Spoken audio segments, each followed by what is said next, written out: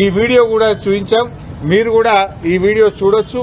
ఇక చూడండి, ఇన్ని ఫేక్ ఓటర్ ఐడి కార్డులు ఏ రకంగా వచ్చినాయి బయటకు. ఈ ఓటర్ ఐడి కార్డులు ఇన్ని కుప్పలు కుప్పలుగా బయట ఎట్లా వస్తా ఉన్నాయి. ఇదే కాకుండా ఇంకొక వీడియో కూడా ఉంది, ఫేక్ ఐడి కార్డుల వీడియో.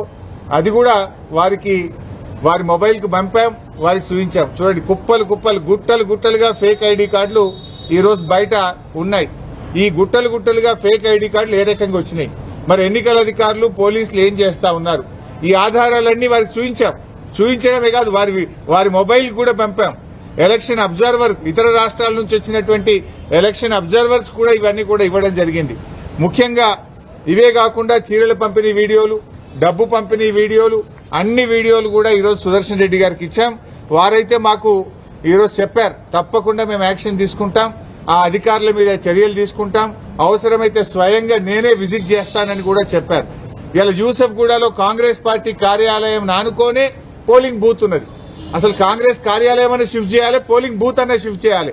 గోడనే అడ్డం 100 మీటర్ల లోపు కాంగ్రెస్ పార్టీ కార్యాలయం ఉంటే మీరు అక్కడ ఎట్లా పెడతారు పోలింగ్ బూత్?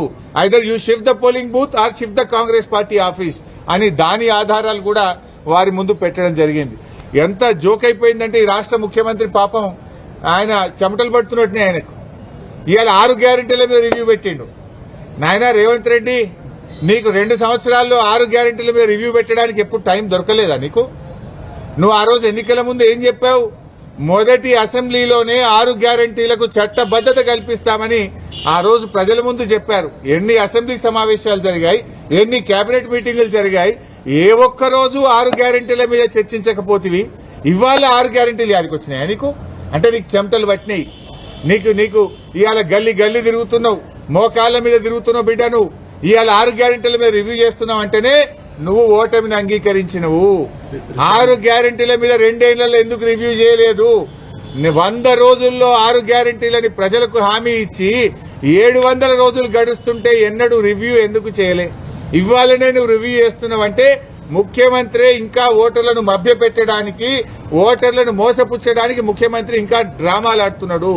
ముఖ్యమంత్రి ఇవాళ ఏ రకంగా దివాలాకోరు రాజకీయాలు చేస్తున్నాడో రాష్ట్ర ప్రజలకు, జూబ్లీ హిల్స్ ప్రజలకు అర్థమైతా ఉంది. నువ్వు ఇంకా ఎన్ని డ్రామాలు ఆడినా, ఎన్ని నాటకాలు ఆడినా జూబ్లీ హిల్స్ ప్రజలు నిర్ణయించుకున్నారు, వాళ్ళు న్యాయబద్దంగా ఆత్మసాక్షిగా వాళ్ళు ఓటు వేస్తారు. సో ఇవన్నీ కూడా ఎలక్షన్ కమిషన్ దృష్టికి మేము తీసుకుపోవడం జరిగింది. Any other point?